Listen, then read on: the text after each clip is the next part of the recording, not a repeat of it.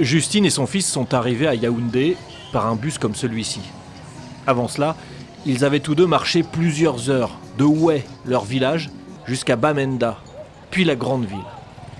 Ils n'ont eu d'autre choix que de fuir les régions anglophones. Je n'étais pas prête à venir à Yaoundé. Chez moi, il y avait trop de fusillades. Plusieurs chaque matin. Ça nous effrayait. Un jour, on était au marché. J'ai entendu des coups de feu qui venaient de partout. Tout le monde au marché a commencé à fuir dans tous les sens.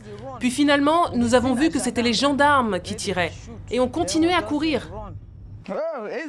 Ils sont accueillis depuis 3 semaines dans leur famille, chez Godlove. Lui a maintenant 18 personnes chez lui, 11 réfugiés venus du village. Remplir les assiettes, c'est devenu la lutte de tous les jours. Depuis qu'ils ont tout perdu, je me bats pour que ma famille puisse manger et avoir un toit. C'est très difficile. Regardez, ils ont besoin de soins médicaux. Les enfants doivent aller à l'école, mais la situation financière actuelle ne le permet pas. Près de 200 000 Camerounais comme eux auraient fui les combats dans ces zones nord et sud-ouest. Certaines femmes, comme ici, sont parties sans leur mari, restées là-haut pour protéger les biens, selon elles.